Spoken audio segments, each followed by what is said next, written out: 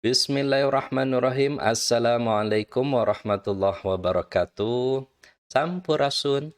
Wilujeng enjing barudak kelas 2.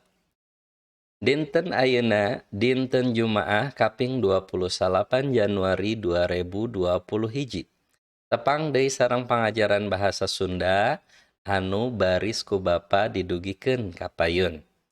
Ayeuna naon wae materi anu baris ku Bapa didugikeun ka payun, urang dibuka materina.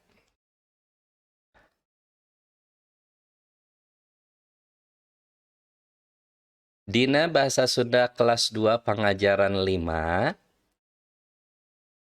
materi anu ku Bapa bade didugikeun judulna ngabiasakeun hirup bersih jeung sehat. Hirup bersih jeung sehat teh jadi kabutuhan urang salaku umat Islam.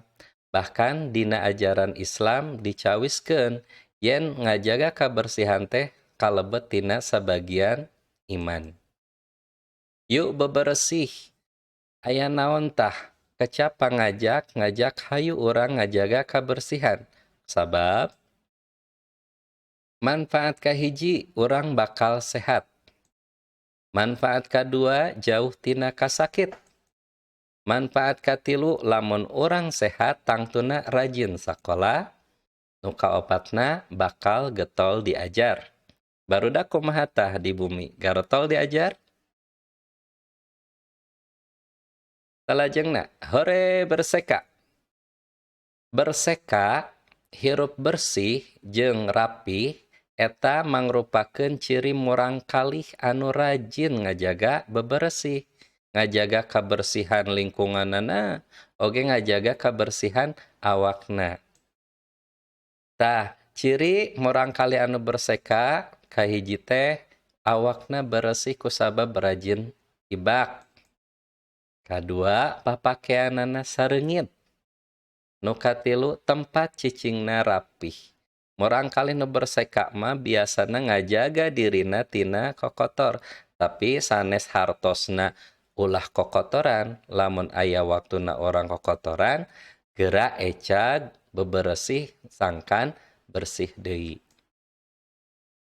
Cara sangkan orang sehat, kahiji, gugah subuh.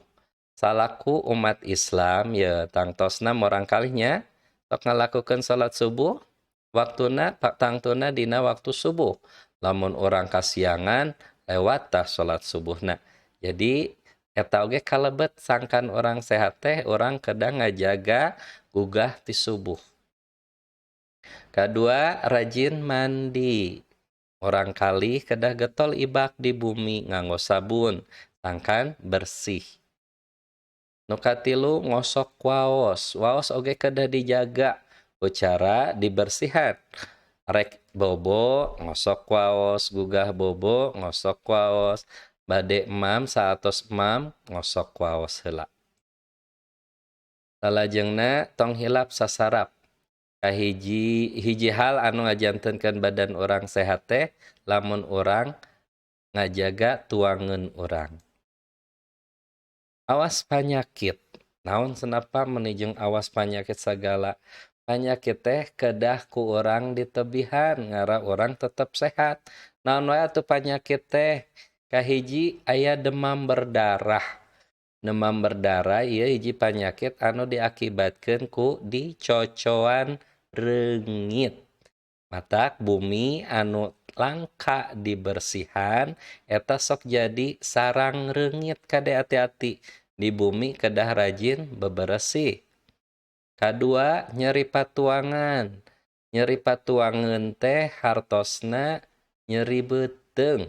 Ieu mah diakibatkeun ku naon anu dituang ku urang. Kudu bersih jeung sehat. Nu katilu nyeri waos. Nyeri waos mah eta alatan urang biasana henteu rajin ngosok waos atawa seueur nuang nu amis saperti naon tah? Aya permen, coklat, jeung sajabana. Ulah seueur teuing, sanes teu kengeng nuangna, kengeng tapi diatur.